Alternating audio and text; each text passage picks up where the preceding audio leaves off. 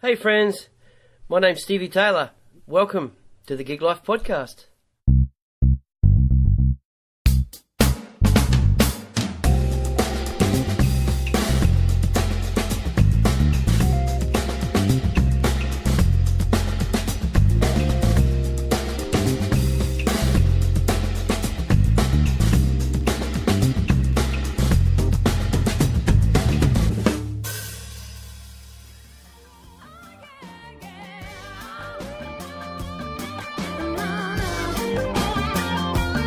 My guest today is Natasha Stuart, singer from Sydney who spent a fair bit of her childhood with her family in West Africa until they ended up coming back to Sydney. The passion she developed in her early years for music and dance continued to grow right through her youth as she would attend every dance class, drama camp and singing lesson her schedule and parents would allow. Her first big gig came at the age of 18 years old, singing backups for Christine Anu on a national tour, playing to massive audiences, and that was just the beginning. Since then, she's sung with Richard Clapton, Paul Mac, Tino Arena, James Morrison, Chisel, Jimmy Barnes, George Benson, Michael Bolton, and so many more. Things were cruising along nicely until last year she was diagnosed with breast cancer. We talk at length about her stellar career, and she also opens up on her battle with the cancer. An incredibly positive and inspiring woman. So ladies and gentlemen, please put your hands together for Natasha Stuart. Cheers. Well, I think we're rolling. All right. Natasha Stuart. Hi, Stevie. How are you? Good. Yourself? I'm good. Good. Welcome to the Gig Life Podcast. Thank you so much for having me. We've been trying to put this together for a few months, but you've had some shit going on. Yeah. Yeah. Really yeah. You've been punching cancer in the face. Yep. It's so. But thank you for. Sorry, my dog's licking you now. Hello. Hello, doggy. So Bootsy. It's all good. Bootsy. Oh my. I'm so sorry. No, it's fine. It's all good. She's very excited that you're here. Yeah. It's all good. And I'm excited that you're here. Oh, thank you. Yeah. Thank you. Yeah. Yeah. Yeah, it's been an unexpected 6 months. Yep. But I managed to keep working through treatment. And, yeah, that's very inspiring. Yeah, I'm on the other side of it now, so that's great. Yeah, it's good. Still repairing the body, but yeah, I just noticed I've got 2 millimeters of eyelashes, so I'm very excited. Oh, about good. That. Right, so you lost all your hair. Everything. Right, okay. Every nose hair. Oh, really? Eyebrows, eyelashes. Yeah, you don't realise as well that nose hair is actually important. Yeah, it's a filter, man. Yeah. It's like a pop filter for your nose. Totally. So all this stuff that you just go, anyway, we can talk about that later. Yeah, of course. Yeah. All right, so let's roll right back to the early days. So you're born in Australia? Yes, yep. To Australian parents who were originally from Melbourne. Yep. But born in Sydney, yeah. Yep. Yeah. And you went to Swaziland. Yeah, so Dad worked for the International Monetary Fund. So before I was even 2 years old, we moved to, this tiny, tiny little African country, which is probably the size of Greater Sydney. Like if you added in Liverpool and Campbelltown and North and the Shire and all, it's around about the size of Greater Sydney. And it's just this tiny little kingdom in southern Africa and own royal family. And it borders Mozambique, doesn't it? Yeah, Mozambique and South Africa. Yeah. I was reading something today that, you know, they've changed the name of Swaziland. Really? Yep. It's called... Sorry, I just unlocked my iPad. Oh, my God, I don't even know this. Very professional. Because I wanted to know what I was talking about before I came. Yeah, and apparently I don't know what I'm talking about. No. Well, this is only recent. This is only last year, but it's actually changed its name to Eswatini, and the reason the king changed the name is because when they go abroad, they're always referred to as Switzerland. Right. So the king has decided to change the name of the country. Wow. You're telling me stuff. Says Google. Wow. Well, you probably look. I mean, when is Google wrong? Yeah, no. Yeah, it's interesting. Oh, that's fascinating. How a king can just decide to change the name of a country. That shows you the power of the monarchy, I guess. Yeah, I reckon. Yeah. Yeah, and how old were you when you... So I was not even 2 when we arrived, and I was 5 years old when we moved to Australia, which was it was effectively I was moving back, but because I wasn't even 2 when we moved, I had no idea what this Australia was. Right. So it was very foreign coming back here. And within 3 months of moving to Australia, I had pneumonia and a collapsed lung. Oh, shit. So it was quite the shock. It was like an interesting time. And, people think that, sorry, that's my dog with her toy. It's fine. It's a cool toy. Yeah, you think that, I mean, people worry about diseases in Africa and it's like move to Australia, bang, hospital, collapsed lung, really sick, almost died at 5, Right. So, I hadn't really thought about that for quite a while. Right. But now, what was you surrounded in music, obviously African rhythms and being, so close to Mozambique, and South Africa itself. Yeah, and the Zulu. I think there was a lot of Zulu, the Swazis and Zulu, even language and music and harmonies and rhythm were very, very similar. So, and it's one of they even share the clicking languages, the right. Xhosa and all of that stuff. Right. So all of those. It's really interesting because I lived in West Africa, not jumping ahead too much, but I lived in West Africa as well, sort of a few years later.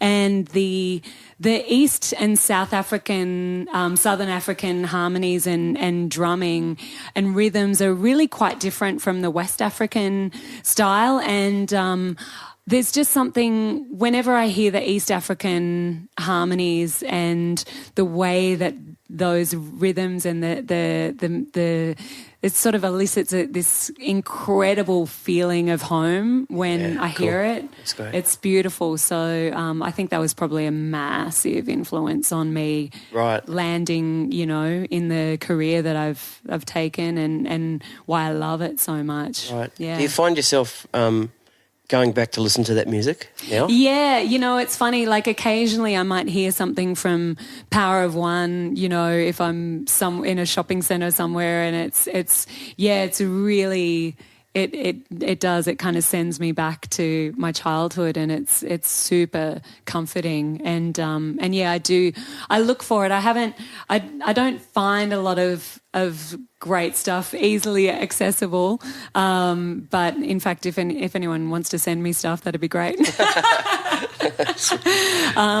I love all that stuff, but I adore, and I will occasionally, if Power of One is on TV or whatever, I love watching lose yourself in that. I just want to hear, not necessarily the story, I just want to hear the harmonies. It's just so beautiful. Yeah. Right. That's really cool.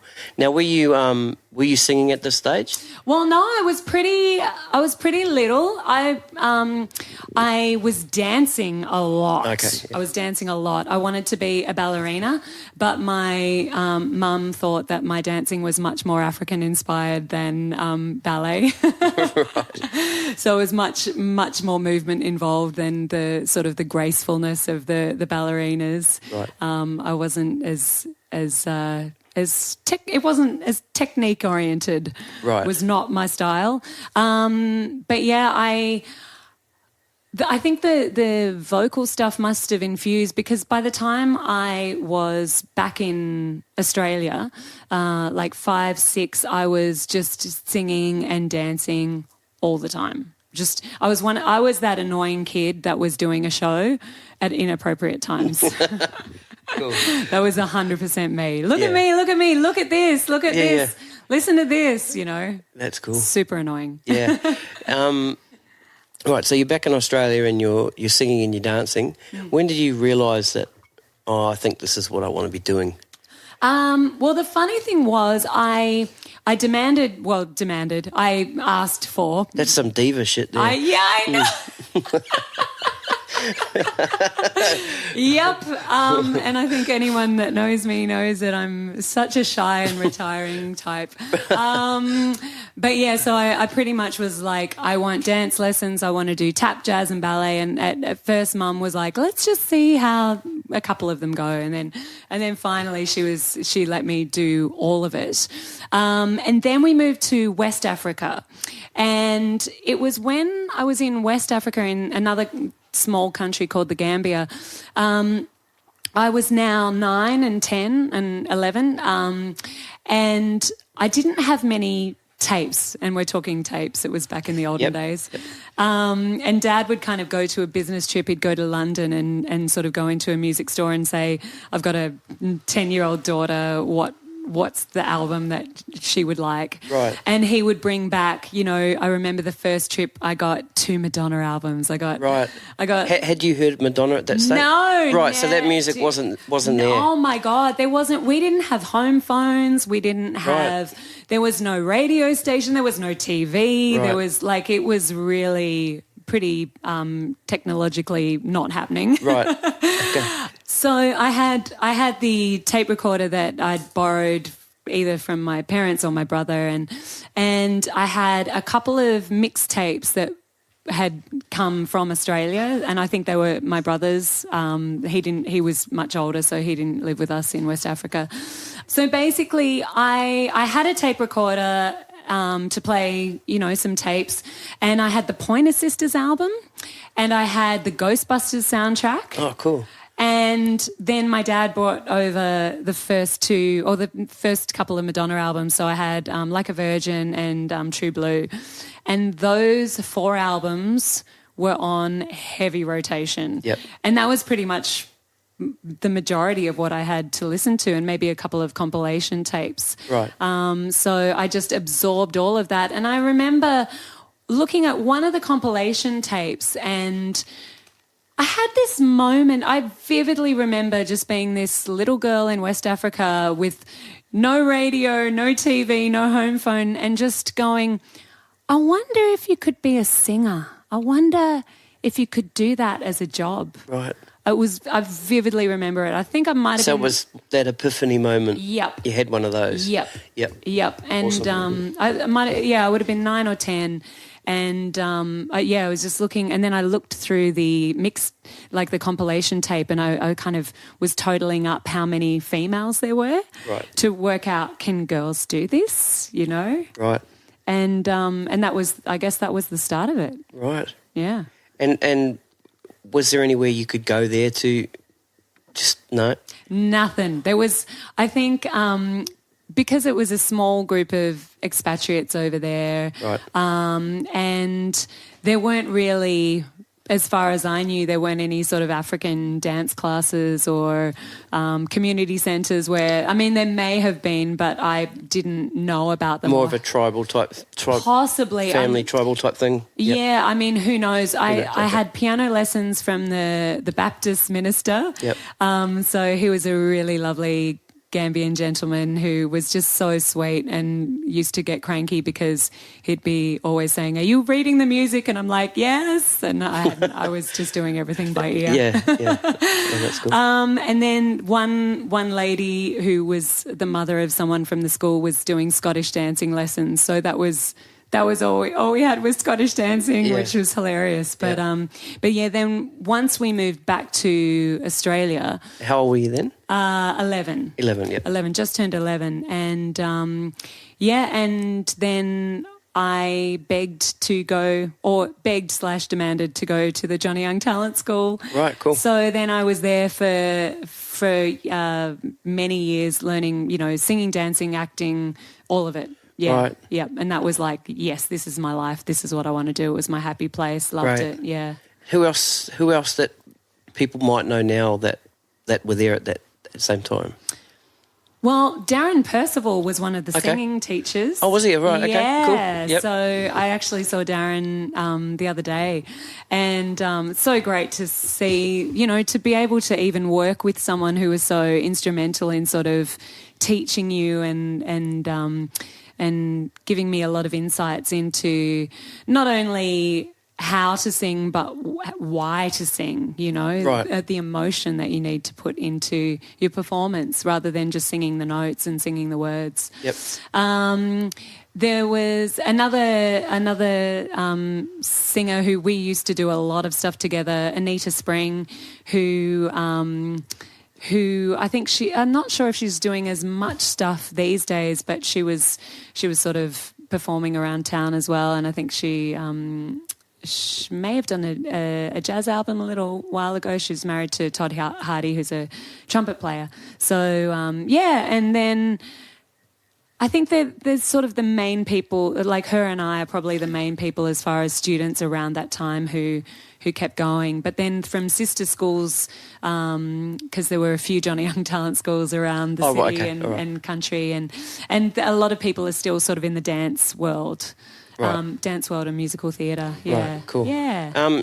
Through there, were you going to auditions for bands and stuff like that, or playing gigs? Yeah, so after, I think with dancing school, it kind of got to a point when I was 16 and I went, okay, I've graduated. I'm definitely one of the oldest people here, and it does get to that point where everyone kind of has to go off and get out into the wide world. And I just would consume the drum media, which was the drum media, man. Yeah, so good. The free, it was weekly, wasn't it? It was weekly, it was free. Yep, free weekly paper. Yep. I would get that. And it used to be in these things called, what are they called? Record stores. Yes, I remember those things? Yeah. I used to love record stores, going up and going, when's the new such and such album coming out? When I first moved to Australia from New Zealand, the first band that I found was in the classifieds in the back of drum media. Yep. Yeah, and then I think the band after that was also in the back of the classifieds, It was cool, man. Oh, I would literally go, I would just go every week, go to the classifieds, and I would call every single ad that I was remotely... Oh, right. Like anything that I thought I would be remotely okay for. Cool. So I auditioned for cover band after cover band. I cannot tell you how many free vocal sessions I did in studios, but... were they advertising for... Yeah, to come in and do a session and not get paid? Well, no, it was much... It wasn't... No, thank God it wasn't that. Yep. It was much more, hey, I've got a track... It was back when people were still getting signed to record deals. Right, gotcha. Yeah. back in the olden days. Those days, yeah. And so it'd be so-and-so wants a singer for the demo, and so I would go in and I'm actually really glad I cut my teeth that way in the studio because, none of those tracks went anywhere, but it was invaluable as far as getting experience in the studio. Yes, yeah. I suddenly learned we double vocal takes. This is how we record harmonies. We block this all up and it goes like this. And I got my microphone technique and I understood how to work in the studio, how to, record and do all of that stuff. So even though... Again, they were original projects essentially, most of them. I never really did anything. I wasn't doing jingles or anything for free. Right, gotcha. So I wasn't really being taken advantage as such. Good. So that's good and important. But it was really helpful as far as my learning curve in the music industry and studio work. And all of the covers bands, I must say, oh my God, I learnt Sydney, as far as driving. Yeah. Because I'd be doing an audition in Kingsgrove and then I'd be in Canterbury and then I'd be, down south and north and everywhere. I learned every rehearsal studio. And not getting gigs. Not getting gigs. And then finally a band called Baby Loves to Cha Cha hired me. And it was one of those moments where I went, thank God I did not get one of those other bands. Right, okay. Because if I hadn't gotten Baby Loves to Cha-Cha, I wouldn't have met all of the people who were sort of instrumental in being not only my peers but people who then it led to other gigs. Right, and who are some of those people? So in Baby Loves to Cha-Cha first, Tony Zvetkovsky, who produced my first EP, and he recorded a lot of. He used to work for Sony doing all kinds of artists. I think he did stuff for Human Nature as well, Dennis and Darren went back at when it was Kalen. He did stuff with them as well, and then. When he left Baby Loves to Cha-Cha, Serge Dimitrijevic came in, and he is now the guitarist for Earth, Wind and Fire. Yeah, right. And I met Chris Kamzelis at my first gig. He just came down to hang out. And then, through Chris, I got the Richard Clapton gig. And cool. it was just actually a really wonderful. Dario Bortolin would fill in for the band as well. And, he plays with Baby Animals. And, so it was so great that, it does kind of come down to that thing that I really do think things do happen for a reason. Yeah, awesome. And I thank God for every one of those rejections from the other 10 covers bands that I auditioned for that I wasn't the right fit. Thank God. Thank God, because I ended up where I was supposed to be. Good stuff. And how long were you with Baby Loves to Cha-Cha? I think I was with them for probably maybe 4 years. And then I floated around. I think I was in another covers band for maybe a couple of years after that. And then I just freelanced for a while. And by this stage I was working with, I joined, it was when I joined a band called Funkstar with, I remember Funkstar. Yeah, yep. Andre Kamen and we worked together for many years. And it was around that time, which I think was 2000, that I then started with Richard Clapton as well. So that was kind of my that was a bit of a turning point, I think, around 2000. Yeah. Right. Now, in your bio, you had Christine Anu when you're 18. Yes. Yeah. Yep. So that's crazy, actually. I was doing Christine Anu's gig before I even did Baby Loves to Cha-Cha. Oh, right, okay. And funnily enough, tagging back, it was Anita Spring from Dancing School who got me that gig. I was filling in for her because she worked with Christine on a musical.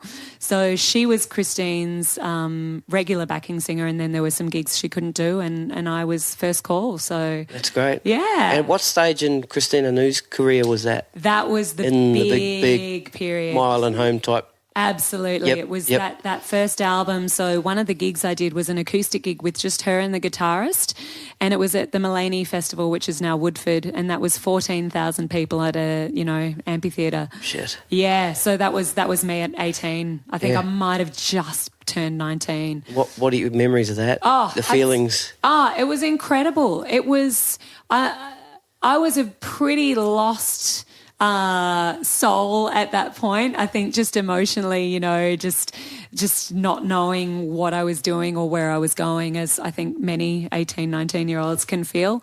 But I definitely remember, I just remember being side stage, and there was I think second or third song Christine sang Aboriginal Woman, and I would go off for that song, and I just remember looking out at the crowd and just because it was literally on the side of a hill, and just seeing the lights of the like little candles here and there, and just the thousands of people. And then Simo, who was doing staging, he was like, "Oh, check this out." And like I walked a little bit further around, and just the crowd that I thought it was, actually, instead of being sort of 150 degrees of crowd, it was 180 degrees, and it was just as far as you could see. Right. So that was incredible. Yeah. And Christine was, she was just at her peak and singing. She sings beautifully, but she was, I remember that particular night just being dumbfounded at, the whole experience, the crowd, her connection to the music and the way she was singing. And it was pretty special. That's cool, because I'm sure, I don't remember when I was 18, 19, having any sort of feelings like that. If I did a big gig, it was like, I did the gig, and and it's cool that you're able to take the time to take it all in back then. Yeah. Being so young, Yeah, 100%. And even I think it was kind of a blessing to have that moment off stage, because that was when I really took it in, because I can vividly see it now. Yeah, right. I've got that. It's locked in my memory. Yeah, and then you chase that, Yeah, that's really cool. Yeah. Right, so we skip back, so let's pop back forward again. Richard Clapton. Yep. Yep. Oh, my God. So Richard Clapton, I was Chris Camzellis actually brought Richard to a gig that I was doing, and it happened to be my 24th birthday. And Richard needed a new singer. I think I had actually done a midday show performance with him maybe a few months before, and was that as a session singer? Yeah, right. Just he was between singers. He hadn't hired anyone yet, and so I think he was kind of trying out a few people, and I did that session, and then he came down to this gig or Chris dragged him down to this gig that I was doing, and the rest is history. I worked with Richard the other weekend, so yeah, that's cool. It's a long time, and he hasn't got rid of me yet. Yeah, and that's tours as well as albums? I think I've only sung on a couple. I've done one studio album and a live album of his. But yeah, it's been a long and one of the most consistent gigs of my life. That's cool. Yeah, that's and great. he's just, that band, it's such a family. It's a beautiful, beautiful unit. That's cool. Yeah. That's really cool. Yeah. And does he play all year round, or is he sort of seasonal? He's a little bit seasonal. We've just been out on the Red Hot Summer tour. Oh, yeah, out on that. Yeah, cool. Yeah. Awesome. So that was really cool. I didn't do all of it, but I did do the last couple of weekends. Right, cool. So Richard usually does it's normally he'll do Down the Green festivals, or the Red Hot Summer is the first time he's done it this year. And he normally does one big gig, like either at the Enmore Theatre or State Theatre per year. And then just sort of a smattering of other gigs. He does a lot of acoustic stuff, a few private party things, and then he'll do, a few solid bigger gigs. He'll do, a big one in Melbourne and Brizzy and Sydney. Yeah. Mm-hmm. Yeah. Cool. And you did some stuff with Paul Mac also? Yes, I did. I forgot about that. Oh, my God. Oh, yeah, 2001, I toured with him a lot, and that was amazing. Paul his ears and his musical ability is just phenomenal. Yeah, that album he did. The Above the Clouds? I think that's what it's called. Yeah, I think Abby Dobson's singing on it. Yeah, that's beautiful. Fantastic. Yeah. Yeah, I was lucky enough to tour a lot of that. Abby would be on, Peter Morris, and then occasional other guest singers would come in. And, I did a lot of shows with him, and it was so wonderful. Yeah, it seems like a cool dude, trippy. He's so cool. He's so... And I've got to work with him in the studio a bunch of times as well. Awesome. And his ears are out of this world. Right. Yeah. Right. And he will see, there'd be a section of 5 backing vocalists, and if one person was a tiny bit out, you just get this look over his shoulder with the evil eye, and I'd be like, it wasn't me. That guy. Yeah, but it's just so I love that, because I'm a real pitch Nazi as well. Okay, so, that's cool. Yeah, I thrive on that kind of. Not everyone does, but sure. Yeah, because I'm always like, I can do better, or I'm in tune, or what I'm sure these days there's a lot of that. We'll just fix it in post. Yeah, no, I hate that. Right. I hate that. I sang on Kerry Buchanan's album a few years ago, and we were in the studio, and he said, "Oh, don't worry, I tune everything," and I'm like, "Nope. I want to sing it right. No crappy takes. I'm getting it right." Great. And he messaged me after, and he said, "Yeah, I didn't tune anything." I was like, "Yes." That's awesome. That's great. Anyway, back to cool. So we're around 2000. So we've gone back to Paul Mac. Yes. Yep. what year was Richard Clapton, sorry? So Richard, I started with Richard around 2000. And then I think Paul Mac probably started around 2001. Okay, cool. Yeah. Yep. All right. So, this is great. Memory lane. Cool. That's what it's all about, man.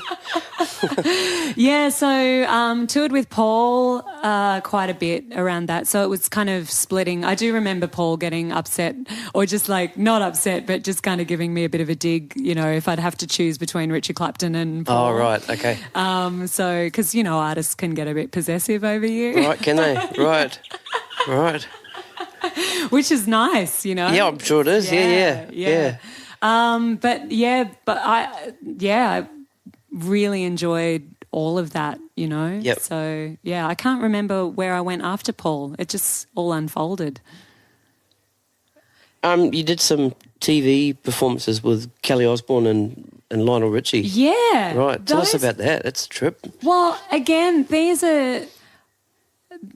so many things in my career have just come so out of the blue, but I guess at the same time they're not out of the blue, because I think the one thing I've really prided myself on is no matter what the gig, no matter where it is, give 100%.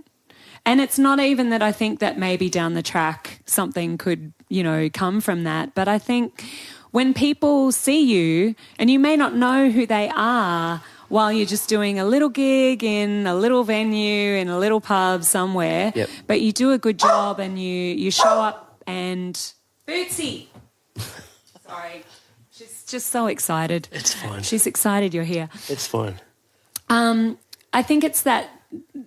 The thing is that there've been these little gigs that I've done, and then I get a call and it feels like it's completely out of the blue, and it'll be a publicist friend of the guitarist that I do the Sunday gig with. And so with this call So I got this call to do a gig singing backup with Lionel Richie, and it was through Peter Northcote and, his publicist Rena Ferris, who I now know really well and absolutely adore. It was just that random call. Lionel's going to be here for a day doing press, and he's going to need a singer on the midday show with Carrie Ann and another sports show. And, so just spent the day bouncing around a few different studios and TV things. And, oh, my God, what an incredible man he is. Yeah, right. As a person, you mean? Yes. Yeah. Even, obviously, as a singer as well. Of course. But, we heard him get asked the exact same questions about Nicole and Paris were doing The Simple Life. Oh, it was that time. Yeah, right, it was okay. that time. All right. And he answered every single question that we heard him get asked over and over again as if it was the first time he'd ever heard that question. That's cool. Professional. Yep. And he was beautiful, and he just gave, whenever he spoke to you, it was like you were the only person in the world, the only person in the room. He was 100% focused on you. So that was great. And then the other out of the blue was, can you do backing vocals for Kelly Osbourne, because the Osbournes are coming out to host the first MTV Video Music Awards here. And, so all of a sudden I'm working with my other very good friend, Carmen Smith. We were sort of the imports, and Kelly brought out... Carmen sings for Guy now, is that right? Yeah, okay. Yep. Exactly. So Carmen and I did a lot of work, which we'll probably get to after this one. Good. But singing and dancing as Kelly's backing dancer / singers. It was a bit like Madonna back in the olden days with the two BV singer dancers. Right. And while we were doing that, the getting ready for the show, the makeup artist kind of saw my very long hair, which was down to my waist at that point, and he kind of said, "Oh, look, I want to just start on your hair now." Grabbed me, sat me down. It's just me. There's a chair next to me and mirror in front of us. And then next to me sits Ozzy Osbourne. No way. Natasha. Yeah, I was just sitting there.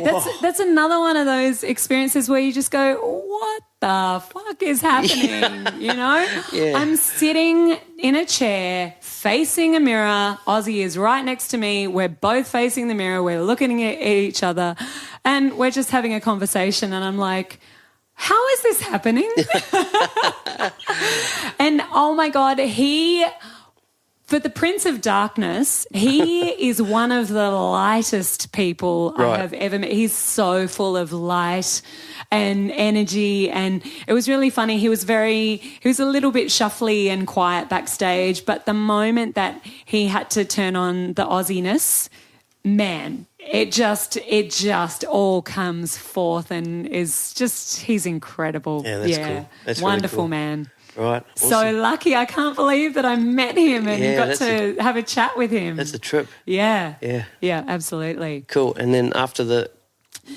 Yeah, so then Carmen and I did a lot of work together. So we did a lot of, Carmen, obviously, as you said, she tours with Guy and has done for many, many years. But the first gigs that she and I both did with Guy were around, I think, around that same 2004-05 period. And it was all of the promo. I did all the promo with Carmen for the Out With My Baby single, and just before he started his tour.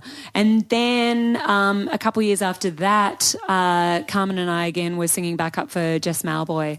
So we spent a bunch of time together touring with Jess as well, and that was a lot of fun because Carmen's a great dancer, and I like to think that I'm a good dancer, whether I am or not. Yeah. So we would just for fun, we would have choreography going as well as doing the backing vocals. So yeah, it was also always awesome working with her. That's great. Yeah. Cool.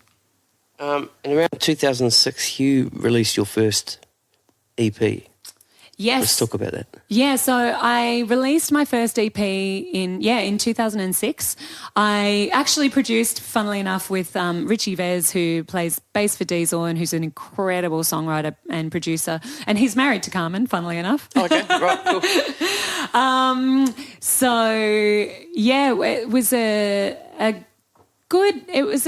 was just really happy to kind of get a sort of a first taste of like a new sound for myself. I had recorded sort of some poppy stuff when I wanted to be sort of a Britney Spears / NSYNC / that period of music, trying to land a record deal, naive and young and 20 or something. Could just go roll back a little bit. Was there any sort of bites on that stuff? Do you know what? I got a massive bite that was shut down. So John Woodruff, who was Savage Garden's manager, he was interested, and he set me up with a producer. And every time I would speak to this producer and we would organise a session, because it was just basically about getting me better songs or the right songs to then, present to a record company and get a deal. And we would book in a session for 11 o'clock on a Monday or whatever, and I would turn up at the studio, and that producer's business manager would come out and tell me, oh, no, I've cancelled the session because you're not signed.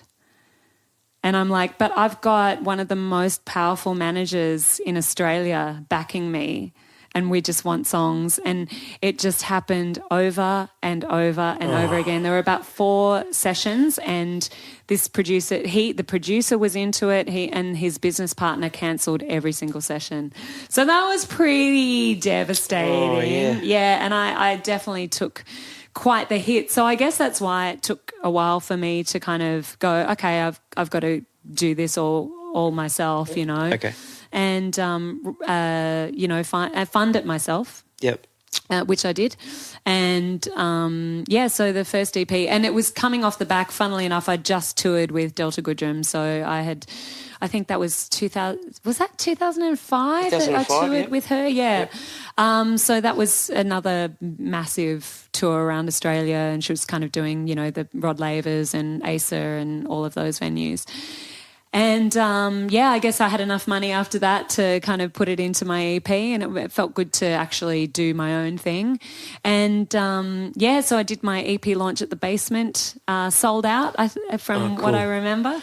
And, it was, I think I sold a couple hundred CDs that night too, which is back when CDs were being bought, and we actually had CD players. So, so that was a pretty special night, because it's just that undertaking as well that you don't know if you can put on a show and if anyone's going to come and support your original music. So,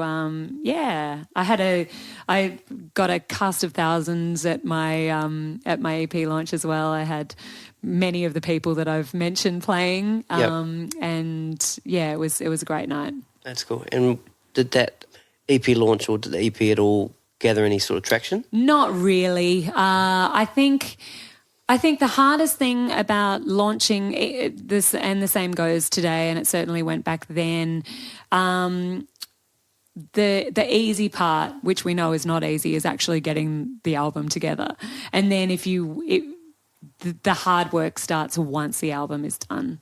So for me, I put all of the effort into the recording and getting it right, and then didn't have as much follow through, because I think it's one of those things that it's hard to sacrifice money and time and energy and knockbacks, just constant knockbacks and knockbacks and knockbacks, until you can kind of, start making some money from original music. And I really admire all of the people with the tenacity to stay that course and to really, go hard. And I think for me, life was a little bit too cushy. I was working with these artists, I was making money, singing covers, and I would have had to have given up that good life to really pursue the music. The original music.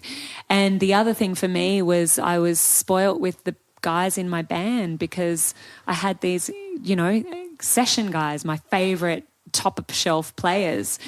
And they'll do a couple of favours for you for sort of mates' rates. Yep. But you can't expect these guys to go out on the road or do dodgy little venues. Little venues. Yeah. So I guess for me it was more about just getting that first step done, and then I did work on an album. So I was always going to continue on with the original music, but I don't know if I ever really believed that I would get signed as such. And it was also just getting harder and harder. I think from that EP, I realised that I was too alternative at that stage for the pop world, but I wasn't alternative enough. I wasn't indie enough for. What was the music around that stage? It was kind of a little bit Lenny Kravitzzy influenced. So it was kind of pop rock. Nick Acosta would probably be like a good kind of idea of the style of music. It was just a funky, rocky kind of thing. Right. And what was going on around that time? What kind of music? Let me think. What were you competing with? Well, I think it was Triple J indie vibes. Okay. So that real indie vibe, sort of around 2006, 2007, and which I think continues on, although it's kind of getting a little bit, the lines are getting more blurred with the indie now. And then it was just like sort of, I don't know, even things like Bado or, and Delta, for sure. Okay. Like it was that, like a real pop sound or a real indie sound, and I kind of lay in between. So it was kind of a little bit no man's land. I was not pop enough to get signed, and I was not indie enough for Triple J to play me. So I was kind of just in the middle. Right, cool. Yeah. And so you were kind of you were cool with that. You were cool with letting that go. Yeah, since you were living sort of you're pretty happy with the gigs that you're playing, and yeah, I think honestly it took me until I think the time that I really let the original music kind of not go, because I still, I think I've probably got another album in me for sure. Awesome. And I'll put that out at some point and get or whether I put it out an album or do tracks or whatever. Mm-hmm. So I finished a full-length album in 2012, and I got a US manager who was kind of helping me just do some showcases, and I went over to the States and showcases in the States. Yeah, right. And so I did some gigs in New York. I did a showcase in Nashville, and really essentially that manager kind of ran away with $3,500 of mine and didn't really do anything. And look, in the scheme of things, $3,500 is nothing. But at that stage, it was a lot of money. That's a lot of money, man. A lot of money. And I was pretty heartbroken from that. And also the showcase that I did in Nashville was, I kind of got to the end of the showcase and I had a slick band. I had these awesome guys that Jared Neal, an Australian drummer. Yep. Exactly. So he helped me put that band together and he played with me as well. And we nailed that showcase. And I saw and heard some of the other bands and it was like by far slick outfit, good songs. Well, I felt that they certainly were, and the band smashed it. It was great. Had the product going, had the look. I had we'd spent a lot of time and money getting the package, quote unquote, together.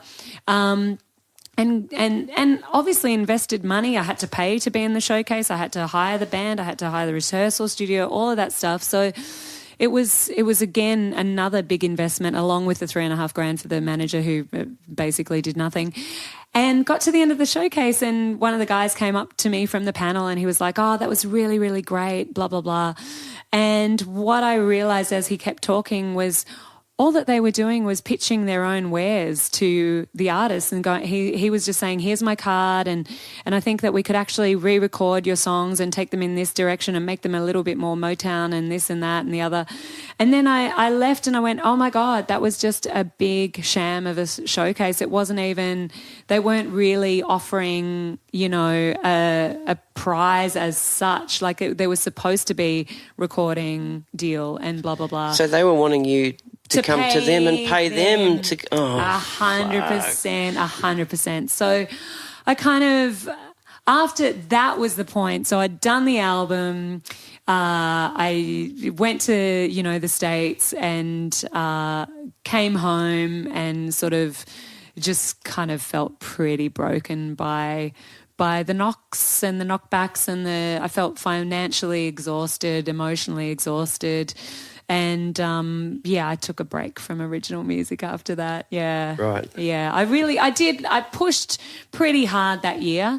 Maybe not the right avenues. And certainly I was really naive. I think a lot of artists can get sidetracked by assuming that someone has good intentions. And if someone says, "Oh, you should be lucky to be doing this," or "You're lucky that I'm paying attention," or "You're lucky that..." It's like, well, yeah, I think that whole experience taught me more than anything to stand up for myself, to question things. And if you're paying money, you're not lucky that person's taking an interest in you. You're the boss, man. Exactly. You're the boss. So my naivety has certainly... there's been a few rough lessons in my career, sure. but I think each of them has definitely made me stronger, and I've always taken the lesson and gone, right, okay, never again is that happening. Good stuff. Yeah, yep. Now, how did you get onto the Razzle Dazzle soundtrack? Okay, so I have worked a lot with Joseph Calderazzo, who I don't know if you know. He does the Led Zeppelin... Yes. Yeah, okay, yep. I don't know him personally, but... Yep. So I got a random call from him. It was actually, again, because I was working regularly with Pete Northcote on Sundays at the Bridge Hotel. And Lloyd G, the drummer, was working with Joseph. And Joseph was looking for someone for a Pink Floyd show. And he rang me up, and I knew of him but had never worked with him, and he said, "I'm doing this Pink Floyd show and I need someone to sing a couple of songs." And he said, "One song doesn't actually have any lyrics in it. It's just kind of like an ad-libby thing." And I was like, great, no lyrics to learn, amazing. The song was Great Gig in the Sky. Yeah, I know the one. It's got that wail. Yeah. Yeah. Oh, my God. If I had known what that song was before I signed up for it, I don't know whether I would have done it. And anyone who wants to to, check it out on YouTube. And there's a whole, there's a classic albums that they go into that as well. But it's just this epic, epic vocal piece. And where she almost sounds in pain, doesn't she? Oh yeah, it's heavy, man. Yeah, they talk on the documentary, on the classic albums. They say they told this woman to just go in and imagine fire and brimstone, it's full on. So it's this epic piece. But I did that show, and on that show was Steve Balby of Noiseworks and Electric Hippies fame and his own projects. And I remember I came off stage having done that song for the first time at the Basement, and I came off stage and I just remember Steve looked at me and he goes, "Well, you nailed that chicken to the wall." And that started this kind of like magical little relationship with Steve Balby, who I just adore so much. He's another brilliant person to have been able to work with. And he ended up getting me in the studio for various things that he was doing. And then he did the soundtrack for this film Razzle, Dazzle, which is a mockumentary about dancing schools, which is just, I mean, it couldn't be more up my alley. Like, it's a mockumentary. It's about dancing schools. I was so ensconced in dancing school land. Yep. And so Steve was like, I want to do a remake of this song, Everybody's Free. And I was like, Rosella, oh my God, I've got the 12-inch, which I do. When I was 12, I would put that 12-inch on and sing and dance around the house to it. And so he got me to record that and a new version of Flashdance, which again, he was like, do you need a copy of that? And I'm like, dude, no. Come on, man. I don't even need lyrics. I'm ready. Yeah. Been preparing for that for all my life. All my life, yeah. Yeah, so that was just such a joy. And then it was so great. I got to work with these incredible dancers sort of that were in the movie promoting the film. And I was back doing shopping centre shows with the girls. Cool. And we did the midday show with Kerry Ann again. Right. I seem to have done the midday show a lot. Yep. But I tell you what, watching that movie at the premiere at, with all of the audience, and then hearing sort of the climax of the movie, and then hearing your voice at this sort of, moment of the movie that's so intense. It was pretty great. Yeah, right. Yeah, it's a really, it's another like moment where you just go, wow, what a trip. Yeah. How lucky. That's really cool. Yeah. Now, you spent a fair bit of time with Tina Arena. Yes. Yeah. Yeah. So about what time did that start? Around that time? Yeah, no, Tina, I got a call. I remember Paul Gray called me at the end of 2009, and he said, I'd worked with Paul on and off. Actually, the very first time I worked with Paul, and this is where it all comes around. The first time I did a gig with him was with Christine Anu when I was 19, Right. So we were both filling in at that stage. Right. And yeah, Paul called me and he said, hey, how are you placed in January of 2009? And I said, I think I'm free. I can be free. Like, for what do you need me for? He said, look, leave it with me, but there might be something. There might be something, and it might be Tina Arena. And I was like, I'm so free. I'm 100% free. And then he called me again, and I got this gig with Tina Arena, and it was a run of dates. They were Day on the Green through sort of January, February of 2009, I think.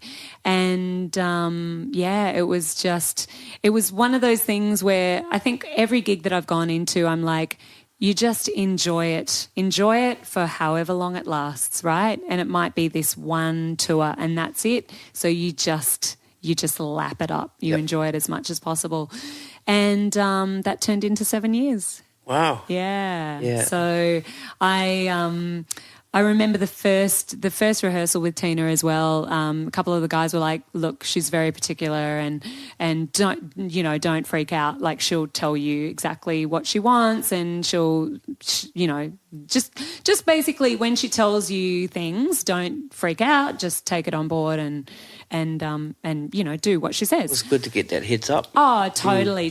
So, but again, I was so ready for that gig because even when I was doing all my recordings, like the way that I would warm up as I was heading to the studio to record my originals, I would sing Tina Arena songs, because that's, if I could sing a Tina Arena song in the car, I would be ready to record. So I was ready for that gig, and so the boys had kind of clued me up and were like, "Don't worry, and just it'll be fine, but she'll critique you a lot."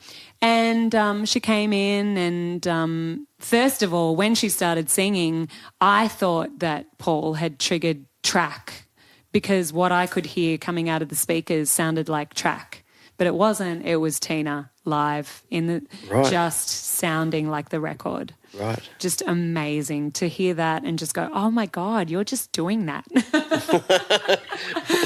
And then I think it might have been Sorrento Moon, might have been one of the first tracks that we did. And so we sang it through, got to the end of Sorrento, and Tina looked at me and she goes, "Okay, let's do," and we just went to the next song, and I was like, "Okay, great, yes. I'm doing the right thing, awesome. I'm doing it. I've prepped, yeah. I knew my shit, and just listened and made sure I was blending, and it was just I was just so ready for that gig and so happy to be there that it all worked out." Cool. So, yeah, it was absolute, oh, my God, singing with her, what a joy. Right. So always came off the road with her a better singer, always. That's cool. Always, yeah. That's great. Yeah. Now, so are you finished up with her now? Yep. For the moment. For the moment, yep. Yeah, she's doing a Vita at the moment. Oh, yeah, true. Yeah, yep. and I didn't do the last tour. She had a Melbourne-based band for the last tour. And unfortunately, I really wanted to get to see the show, but I was working each of the Sydney dates, which was a bummer because I would have loved to have seen it. And Tina and I still chat, which is really nice. So, and I went and saw her in a Vita and had a chat backstage as well. She was just, smashed that as well. Great. Yeah, she's incredible in that. Anyone who can go and check it out, if you're in Melbourne, it's well worth seeing. Yep, cool. Yeah. Now, what else was sort of happening around that time? While I was doing Tina, I ended up landing in the band that I am in now, which is now called Dirty Cash, but it was Radio City Cats at the time. And again, that was one of those bands where it's a covers band, and my good friend Melinda Jackson was off doing, it was her band, and she was off doing Rogue Traders. So I thought I was just on borrowed time. Oh, Melinda Jackson. Yeah. Oh, right. Yes. Oh, I didn't know that. Yeah, I've effectively completely stolen her gig. Awesome. Right. But, I started working with those guys, and they were all have a band called King Farouk, which was still sort of kind of happening at the time, they'd just finished touring, and they were kind of having a break. So I just thought I was going to be filling in for 6 months, 12 months, maybe 18 months, and I think we're now in our 10th year. That's cool. That's awesome. Which is bananas. Yeah, and how often are you guys playing? Yeah, well, pretty much we try and do 2 a week at least. Okay, cool. So that's been pretty consistent. It has fallen off a little bit in the last couple of months just because someone, i.e. me, has dropped the ball a little bit. So, I'm hoping that we'll be back gigging, at least we're pretty much twice a week, and hoping that I can get that back into full swing once my health is 100%. Good stuff. Yeah, so I did 2 gigs back to back last week as well, but anyway, right. Yeah. So and other gigs apart from that, what else was I doing concurrently with Tina? I think it was mainly Mainly Tina. Right. Unless you've got my resume there. I'm probably missing stuff. I get confused. Yeah, no, well, there's a lot of... You've done a lot of stuff. Cold Chisel, Jimmy Barnes. Ah, yeah. So I think it was last year was the first Cold Chisel gigs. And Mahalia Barnes, Jimmy's daughter, and I have known each other for 15 years or so because, again, working with Richard, so many of my early gigs with him and just all of the festival gigs that we do, it's so frequently Richard Clapton, Dazzle, Jimmy Barnes. So Mahalia and I have known each other for so long, and we just never, I think because our registers, we sing in a similar kind of high register. Right. So knowing each other and knowing each other's really great, but never kind of working together for whatever reason. Right. And then because Mahalia has been out doing Joe Bonamassa tours, and always the Cold Chisel backing vocal section was Jade McRae, Mahalia, and Juanita Tippins. And with at least two of those girls are overseas with Joe at any one time. So when Cold Chisel want to do their gigs, they've lost potentially half, 2/3 of their section. So Mahalia rang me and she's like, would you be interested? And I'm like, dude, come on.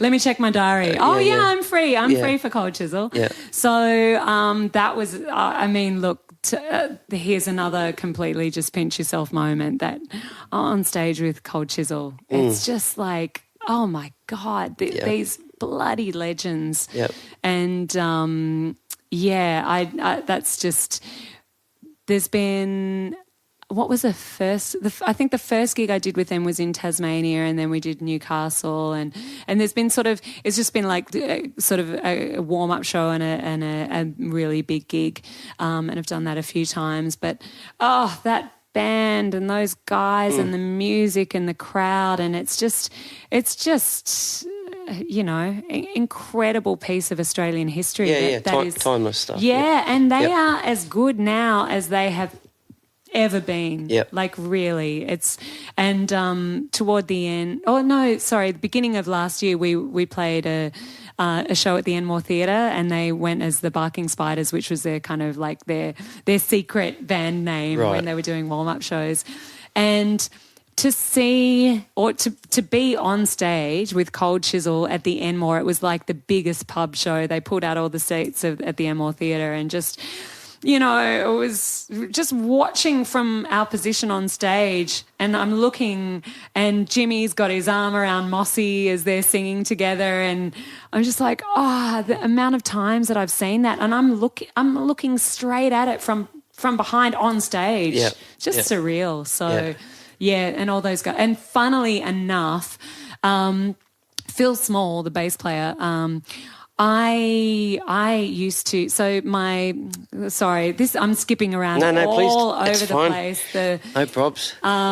All kinds of tangents. But my fallback on career, just in case the whole singing thing didn't work out, I used to teach aerobics, and I used to teach at a little gym in Balmain, and Phil Small used to go and in fact still does go to that gym. Right, okay. And his wife used to do my step classes. Oh, cool. So, and Phil did a couple of them as well. And, so I've kind of known him for a really long time as well, but through, a kind of a different channel. Yeah. So, it was kind of, it's just hilarious to now just go, oh my God, now I get to sing in your band, you know, on occasion. Yeah. So, I've had a lot of really crazy, incredible things of, again, the out of the blue phone call last year as well.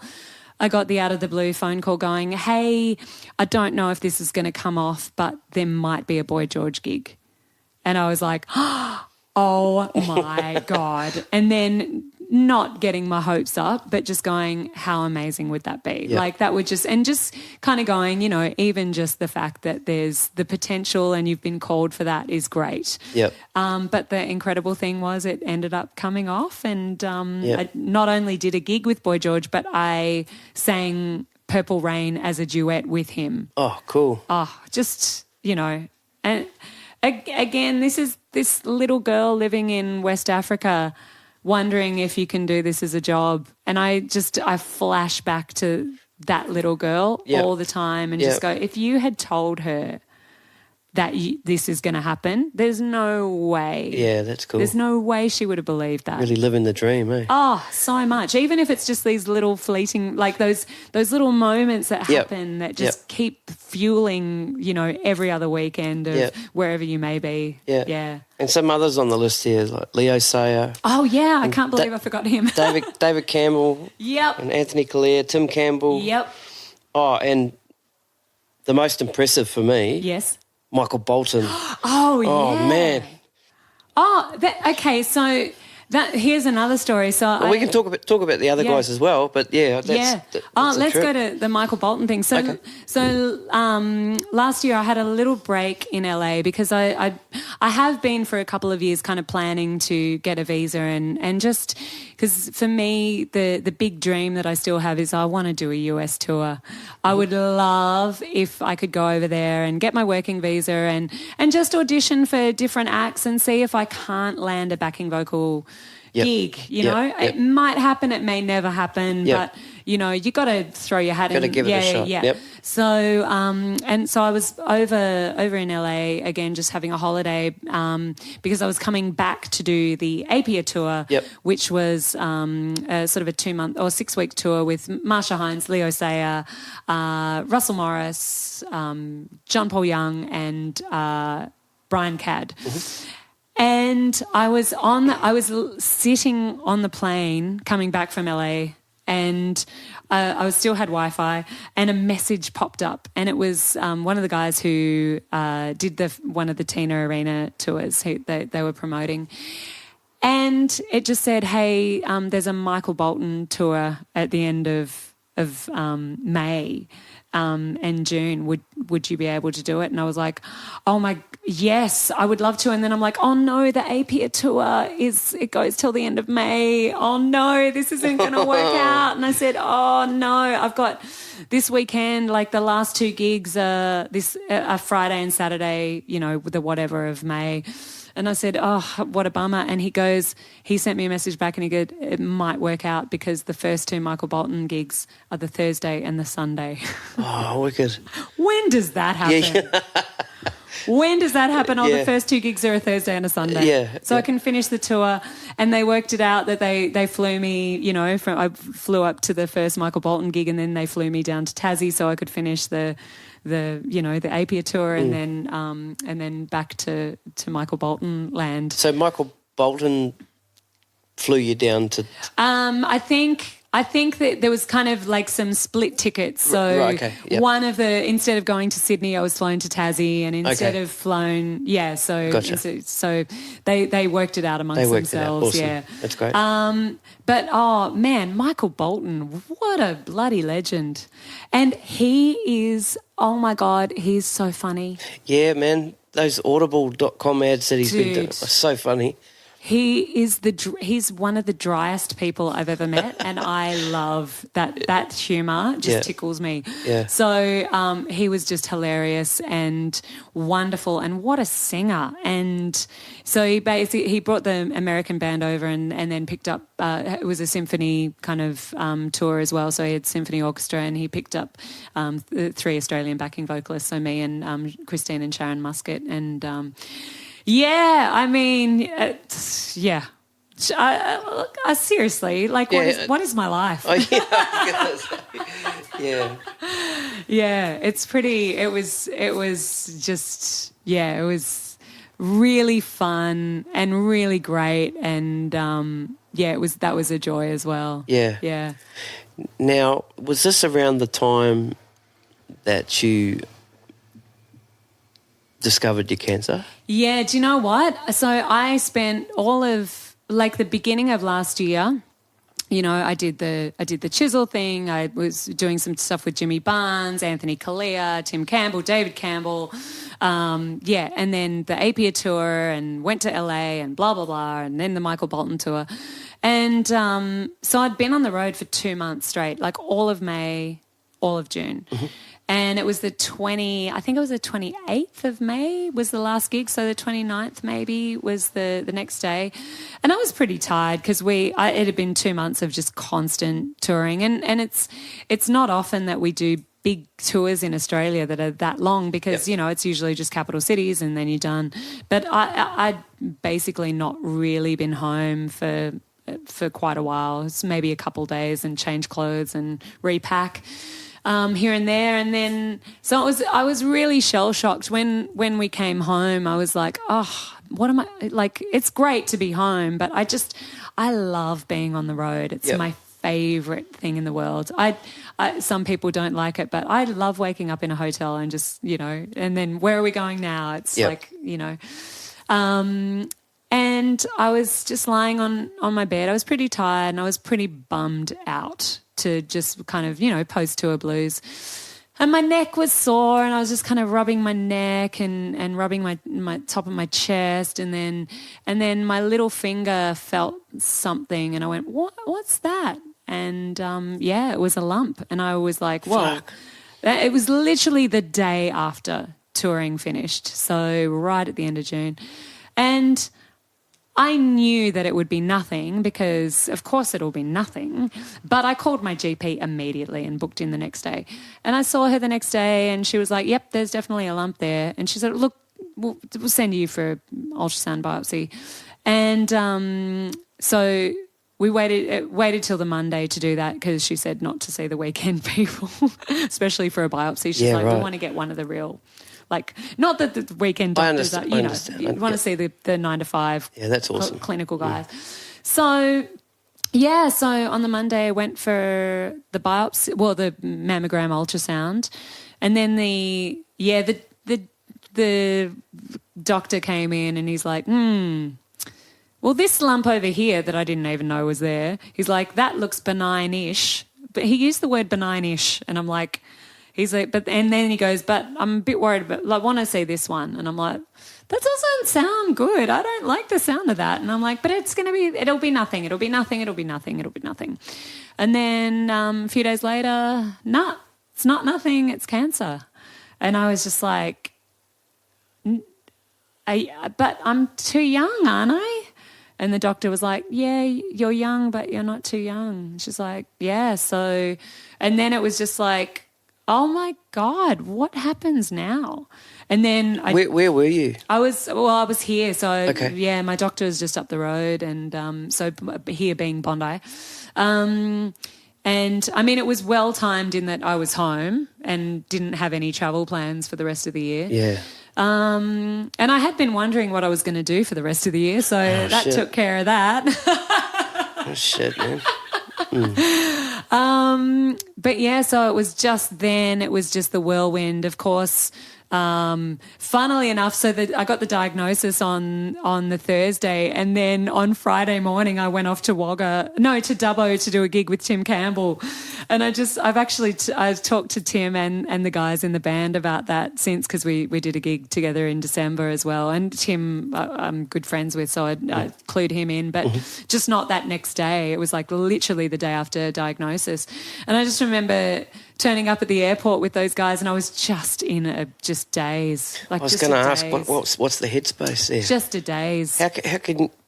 Yeah, I'm just amazed you could have got yourself out to do that. Yeah, well, it was just weird because I just had no idea. And I remember being in the hotel room before sound check and just kind of, I was on the phone to the specialist office and I was asking questions. Can't remember what questions I was asking, but I was definitely, just trying to find out information about something and maybe what the follow-up tests were going to be. And then I was on YouTube looking for girls going through cancer treatment and what is it and what happens and, why and blah, blah, blah. And I found this one girl's videos and I just consumed as many of her videos as I could, just going, what am I in store for?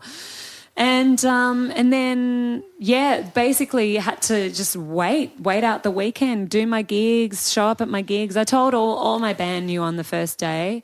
And then I waited to tell my dad until I got back from Dubbo because I just didn't want to break the news to him on the phone or while I was dropping my dog off when I went to Dubbo. And so it was just, that was probably the hardest thing, was telling my dad, you know. Because and where's he? He's in Mossman, so okay. he's just across the bridge. But but you know, he saw my mum go through breast cancer, and she fought for 8 years. Okay. But she died in 91. So, you know, I was like, oh God, he's going to be absolutely devastated. But it was funny.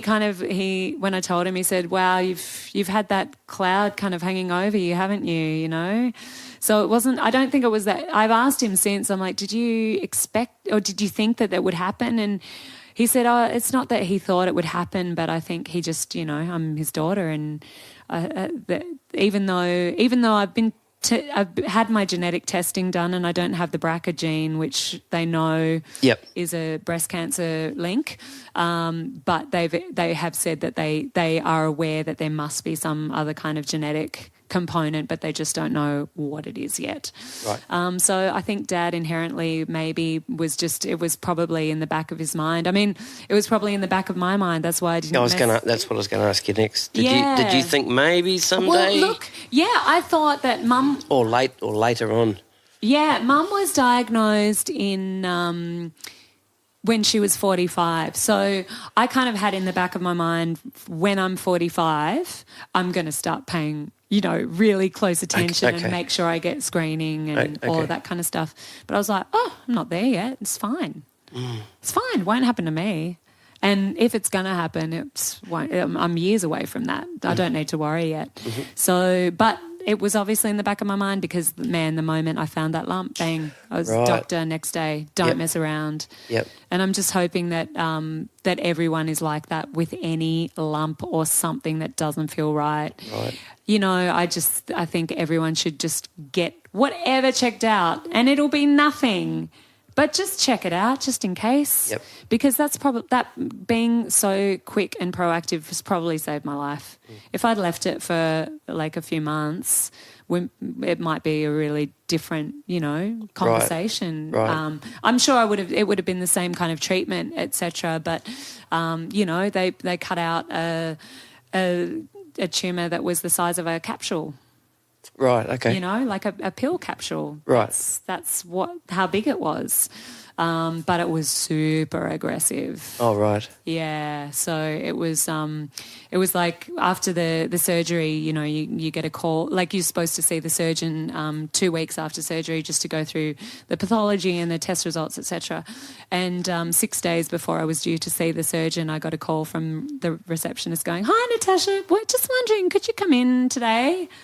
Oh, fuck, that's not good. Is that what you're thinking? Yep, I rang back and I said, that sounds ominous. And they're like, oh, they probably just got the test results. I'm like, yeah, you don't call people in for 6 days early. Yeah, for good results. Hey, you passed. Oh, shit. So it came back, the pathology. I didn't even know there were different types of breast cancer. You know, it's a whole new world, really. Right. But yeah, mine came back. It was triple negative, which is not good. It's like a really aggressive cancer. And the good news is it responds really well to chemotherapy. So they believe that, like, even when they took the tumour out, they like I had precancerous cells left like in the margins of what they took what they took out. So it was just like, there's no question you're doing chemotherapy, and there's no sort of targeted stuff. There's other cancers have targeted things that you can kind of stay on for 5 to 10 years. Okay. But triple negative, there's no targeted stuff. So it's kind of like the oncologist. The oncologist used an analogy that, you know, you could have like it could be a docile dog, like a massive dog that's docile. And he's like, yours is a really aggressive chihuahua. And he's like, but at least it's not a really aggressive... Pitbull. Yeah, exactly. So he's like, we just got to shut this down. Right. And I was like, right, sign me up. What do I need to do? You know? So that was 20 weeks of chemo. Well, yeah. Yeah. I think when I first contacted you to do this... Yeah. I think you were week 2 in. Yeah, right. And you're like, yeah, I'm cool.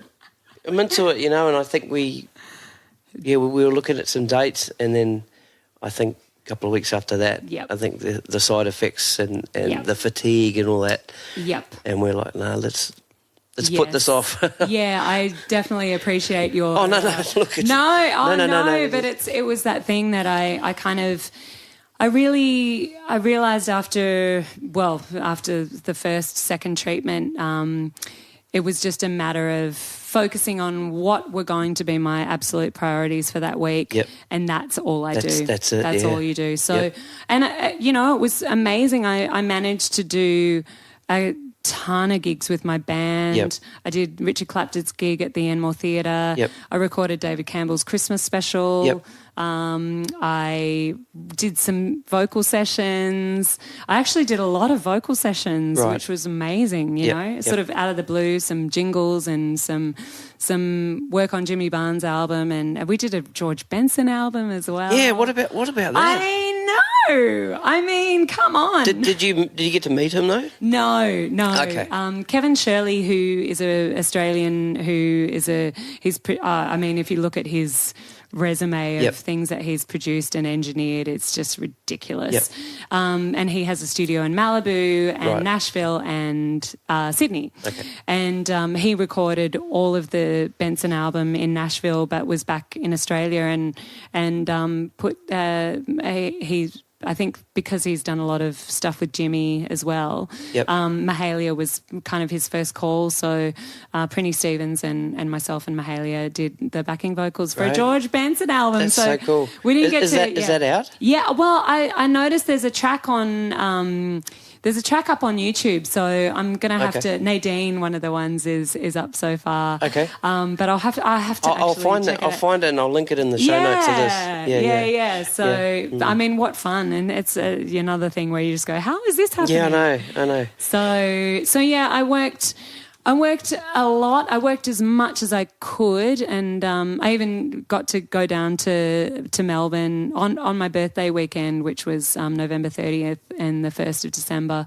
So I was three months into treatment at that point, and Yep. but worked with Tim Campbell, did 2 gigs with him, and Yep. and it was sort of after it was only really the last 5 weeks of the 20 that I really started getting affected badly by the chemo vocally. I was going to ask, did it have any effect on your voice at all? Yeah, at first I was smashing it, Yeah. vocally. Mahalia laughed because she's like, I said, oh, maybe it's the steroids I'm on, but it was not the steroids. They have no effect. There's some steroids that are good for your voice. Right. These ones had absolutely no effect. But I was like, but my voice is so good. And she said, it's probably because you're not having any coffee or alcohol. And I was like, oh my God, that is exactly what it is. Damn it. Right. I see you had to stop drinking coffee. Well, yeah, because I had the worst reflux. Oh, okay. So yeah, the chemo and the steroids and the combination of everything just it strips your mouth, the lining of your mouth, the stomach lining, your intestinal lining, just any kind of soft mucul, I don't know if that's the right word, but just all of those membranes get affected. And at first I was smashing it, and just was just so determined to keep working because it was the one thing that made me feel okay. Yep. Because, you put makeup on and a wig and no one knows you're sick. Yep. So I'd go out into the world and I would just be treated normal. The normal punters would yell play horses at me and and I was with my band and the guy, it was just so good to be with the guys and just feeling like a normal human. Yep. And weirdly still quite protected because it's not like you're just out in the world. You're on stage and you go, the guys, and you just, I don't know, there's some weird comfort about being on stage. It feels like a really safe place to be. Yep. But yeah, there was sort of mid-December, 3.5 months in, I, maybe even a little bit more, but yeah, I really started just the downhill as far as I got a little virus and that just wiped me out. Right. And then the vocal recovery after that, was just so hard because my vocal cords were fine, but just that first attack of all of the chemo, and I was getting it weekly. So the first 3 days I would basically have very little voice, not be able to sing, and then sort of by the 5th and 6th day my voice would come back. But on the 8th day, back into the chemo chair. So I basically had to give it up. Although right at the end, the very last chemo treatment I had, the very next day I did rehearsals for an Australia Day gig and an Australia Day lunch, and I was just so determined to do something really great to kind of put a massive bookend on the whole treatment, and it was pretty crazy to do. That was the Opera House thing. So the Opera House thing was the week after treatment, but the first thing that was kind of tied in was like an Australia Day lunch. So I had my last treatment on the Wednesday, had the rehearsal for this lunch the next day, did the lunch the day after that, and then the Australia Day thing was the following week. So, but yeah, it was just so nice to do something and feel like it was just like a big double finger and a fuck you to excuse the swearing, but just to go, fuck that treatment and fuck you, cancer. Yeah, like you can't have me, you know. Yeah. So I was very determined, and it was very, for me, very cathartic and very happy way to just put a bookend on all that and go, see you later. That's great. Yeah.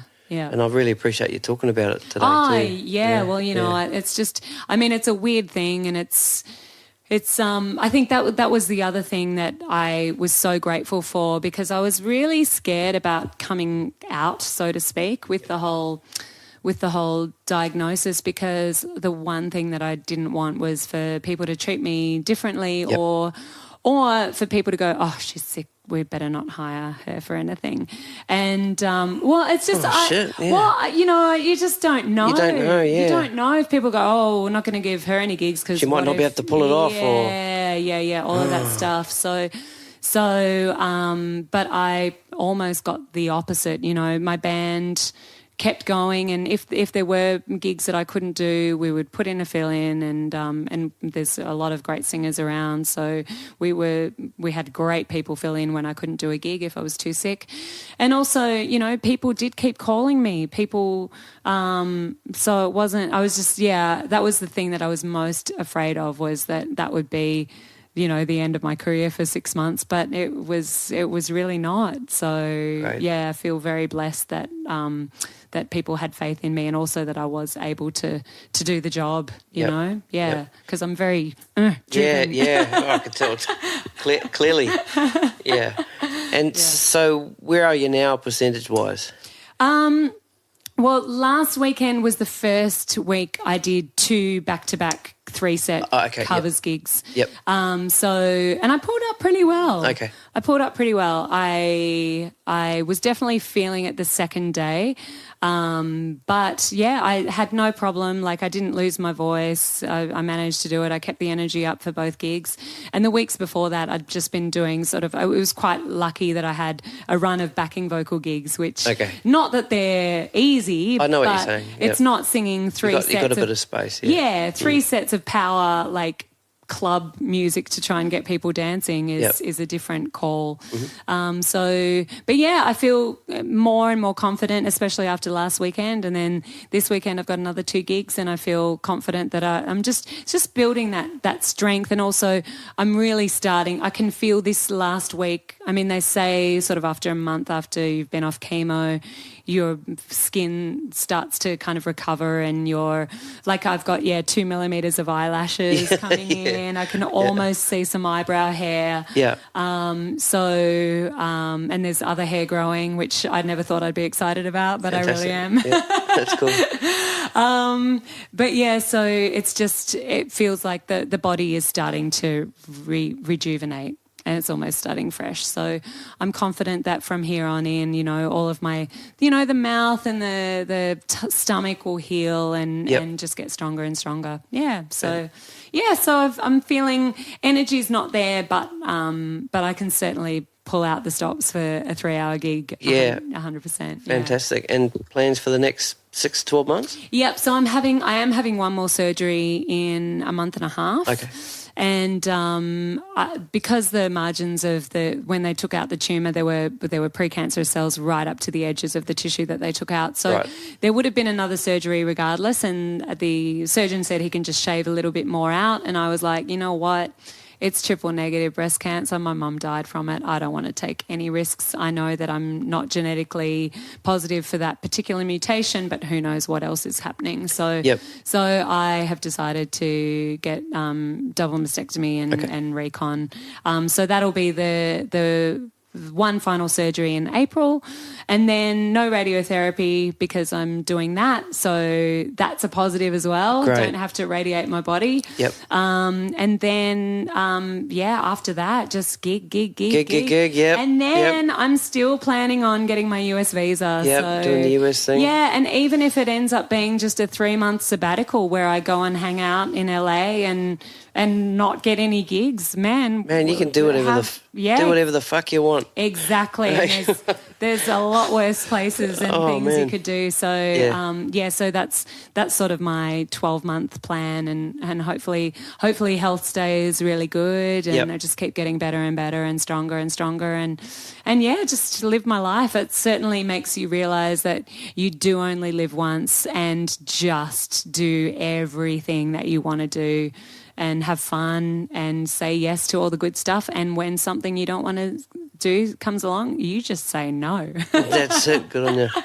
Yeah. Well, this has been incredibly inspiring. Oh, thank you. And again, thank you for talking with me. Yeah, well, thank you so much for your time, and I hope I'm a little bit tangent girl. No. It's what it's all about. No. You're fantastic. Thanks again, Natasha. No worries, thanks, and Stevie. we'll talk soon. Beautiful. Thank you. Cheers. Bye. Catcha.